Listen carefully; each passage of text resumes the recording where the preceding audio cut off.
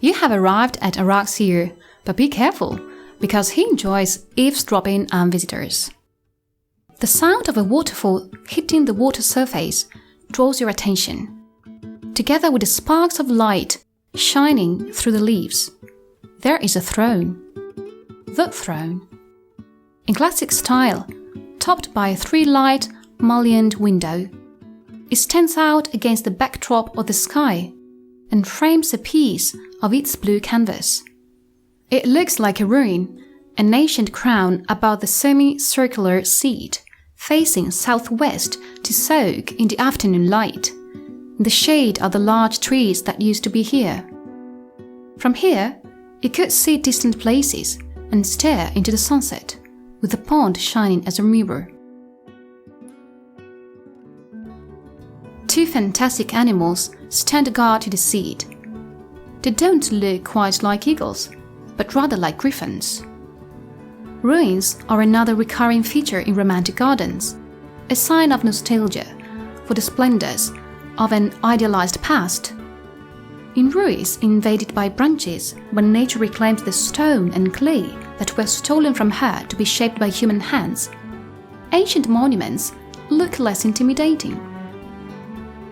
They show a sort of vulnerability, like human existence. Higher up in the corner, at the same level as the wash basin, the water from the Bonifacia spring surfaces and then flows past waterfalls and gullies, making it easy to appraise the amount of rainfall. This garden was a kind of climate observatory. It was possible to assess weather trends over the course of the seasons and adjust or control rainfall by channeling it into a water garden. Some might remember the flood that hit Vicenza and the surrounding area in 2010, the eerie silence of a flooded city. The chances of it happening again are high. The two main causes are climate change and overbuilding, which prevents the soil from absorbing rainwater. Urgent measures are needed to start managing the territory differently.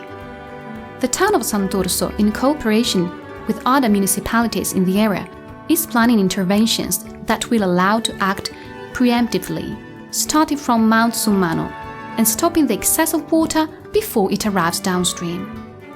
We like to imagine that these water management systems will not only be effective, but also pleasant to visit. Just like it happens in this garden, whose appearance and sounds change depending on the amount of rainfall. A garden which dons a veil of water or sheds it, shamelessly showcasing the passing of the seasons, turning climate into a never-changing story.